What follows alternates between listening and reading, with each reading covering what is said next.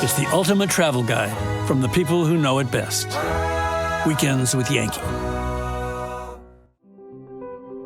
In Manchester, New Hampshire, the Currier Museum of Art holds in its collection 2 homes designed by the visionary architect Frank Lloyd Wright, whose philosophy of living in harmony with nature has stood the test of time.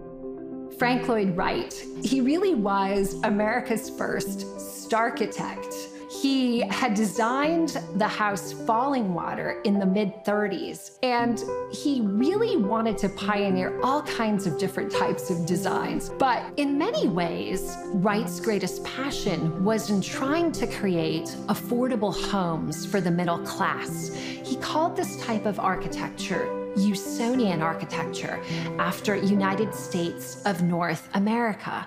And this was a Depression-era concept, really focused on giving the public beautiful homes in nature with a smaller footprint. 2 homes that Wright designed in this style stand on the same street in Manchester's North End neighborhood. They're the only homes designed by the renowned architect in New England that are open to the public.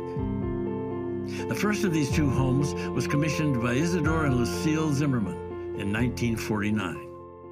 Isidore and Lucille Zimmerman were a very hardworking doctor and surgical nurse, and they were living in the 40s in this large colonial revival house in Manchester.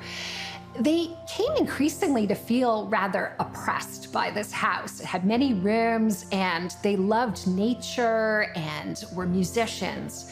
And so they purchased a lot right here in the north end of Manchester in a more rural area, had a hard time finding anybody, and eventually stumbled upon Frank Lloyd Wright at the Manchester Public Library.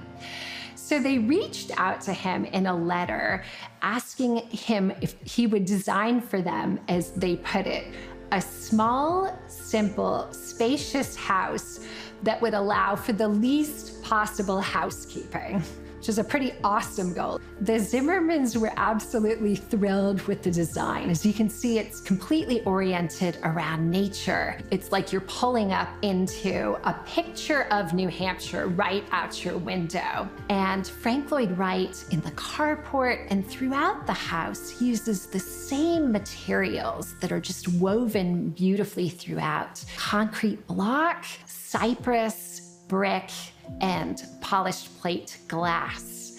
And with those simple materials, then he creates an immeasurably rich, multi-sensory experience. On the outside, we encountered this sort of fortress-like exterior, but now he has thrown the other side open to nature, creating a kind of seamlessness between the inside of the house and the outside. So it's very private for the inhabitants, and yet it's really like you have the whole show of nature just for your own enjoyment. What Frank Lloyd Wright does with light is, you'll notice the decks above just have this wonderful dappling effect. So it's like you're inside in the forest. Dr. Tufi and Mildred Khalil became so inspired by the design of their friend's home that 5 years later, they decided to commission a Wright home of their own. The house was built in 1955 and continues to be an example of Wright's vision of national architecture. Homes built to be beautiful, streamlined, and in harmony with their surroundings.